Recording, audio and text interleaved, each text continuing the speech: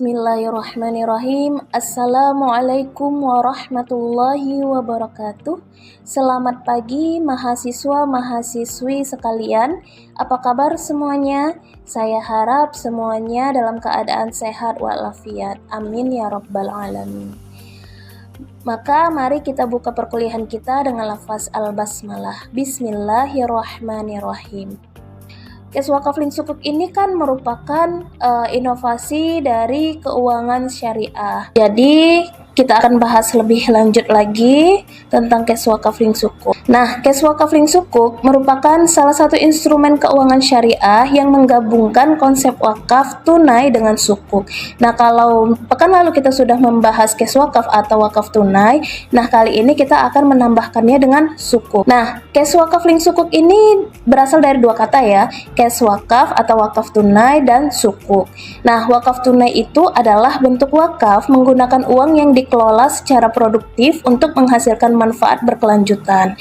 Kalau sukuk adalah sertifikat keuangan syariah yang mempresentasikan kepemilikan atas aset atau proyek tertentu. Jadi apa itu kes wakaf link sukuk? Kes wakaf link sukuk menggabungkan kedua konsep tersebut, memungkinkan dana wakaf diinvestasikan dalam sukuk untuk membiayai proyek-proyek pembangunan yang sesuai dengan prinsip syariah.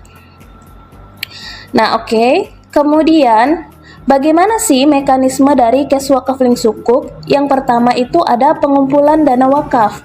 Jadi, masyarakat yang ingin berwakaf akan mengumpulkan dana wakafnya melalui institusi wakaf yang ditunjuk atau nazir. Nah, dana ini kemudian dikelola untuk diinvestasikan dalam CWLS. Nah, kemudian pemerintah atau lembaga penerbit sukuk menerbitkan CWLS dengan underlying aset berupa proyek pembangunan yang sesuai syariah. Nah, kemudian dananya itu diinvestasikan dalam CWLS. Nah, keuntungan atau imbal hasil dari sukuk digunakan untuk membiayai proyek-proyek sosial dan pembangunan.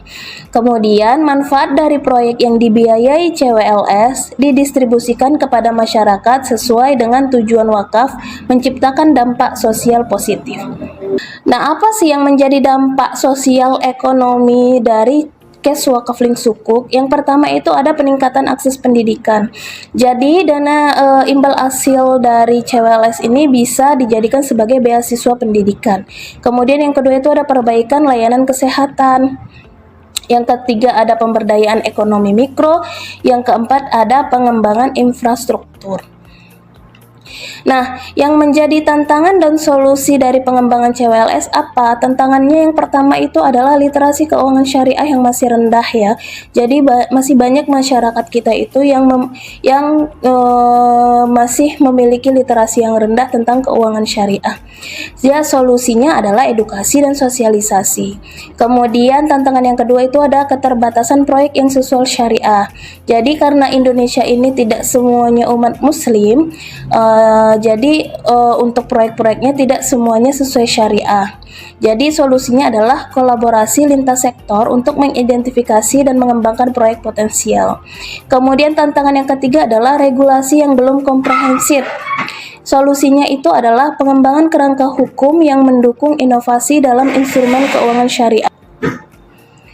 Nah, bagaimana sih masa depan kes wakaf link sukuk? Yang pertama dilihat dari sisi digitalisasi. Itu ada pengembangan platform digital dan mobile untuk meningkatkan aksesibilitas dan efisiensi dalam berinvestasi.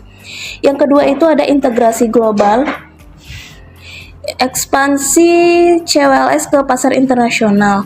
Kemudian ada inovasi produk, ada pengembangan varian CWLS yang disesuaikan dengan kebutuhan spesifik sektor.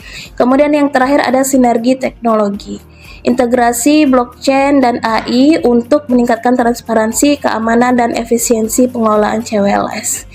Maka materi hari ini sampai di sini. Saya ucapkan terima kasih. Mari kita akhiri pertemuan kita dengan lafaz alhamdulillah. Alhamdulillahirabbil alamin. Assalamualaikum warahmatullahi wabarakatuh.